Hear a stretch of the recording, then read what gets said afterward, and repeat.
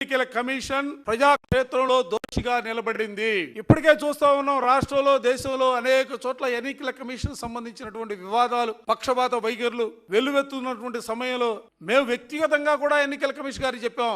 అయినా కూడా ఎక్కడా కూడా ఇప్పటి వరకు కూడా ఇంకో ఆశ్చర్యకరమైన ఏంటంటే పోలింగ్ జరిగిన రోజు మేము వెళ్ళి రిప్రజెంటేషన్ ఆ రోజు ఇచ్చాం.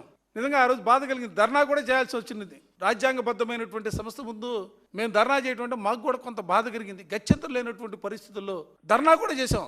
ధర్నా చేసి చెప్పాం, 15 బూతులు ఉంటే 15 బూతుల్లో రిగ్గింగ్ జరుగుతూ ఉంది, మీరు వెబ్కాస్టింగ్ చూడండి, సిసి ఫుటేజీలు తెప్పించి ఒకసారి చూడమని చెప్పాం.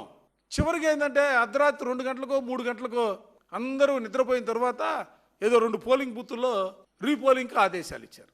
ఎవరి కళ్ళ నీళ్లు దుడడం కోసం ఈ ప్రయత్నాలు?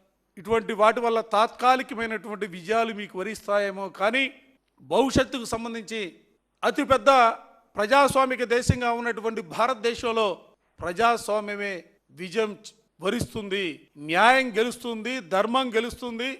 ధర్మాన్ని మనం కాపాడితే ఆ ధర్మం మనల్ని రక్షిస్తుందనే భావన కలిగినటువంటి రాజకీయ పార్టీగా వైఎస్ఆర్ కాంగ్రెస్ పార్టీగా ప్రీతమ నాయకుడు జగన్మోహన్ రెడ్డి గారి నేతృత్వంలో తప్పనిసరిగా ఎన్నికల కమిషన్ సంబంధించినటువంటి అంశానికి సంబంధించి కానీ, ప్రజాస్వామ్యంలో తెలుగుదేశం పార్టీ దాంతోపాటుగా కొన్ని వ్యవస్థలు పనిచేస్తున్నటువంటి విధానం పైన కానీ తప్పనిసరిగా మా పోరాటం సాగుతుంది.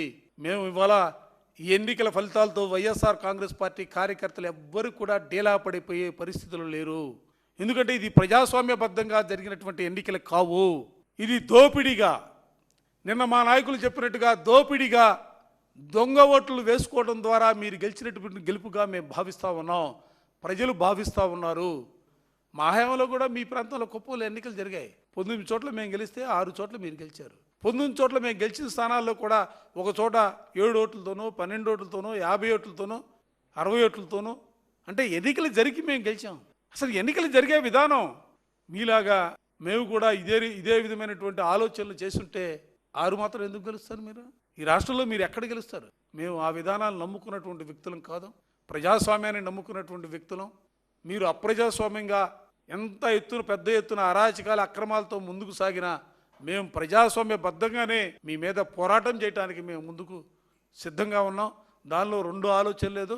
తప్పనిసరిగా భవిష్యత్తుకు సంబంధించి ధర్మం గెలిచిద్ది, న్యాయం గెలిచిద్ది, మీకు తగినటువంటి శాస్తి ప్రజలే చెప్పబోతా ఉన్నారు.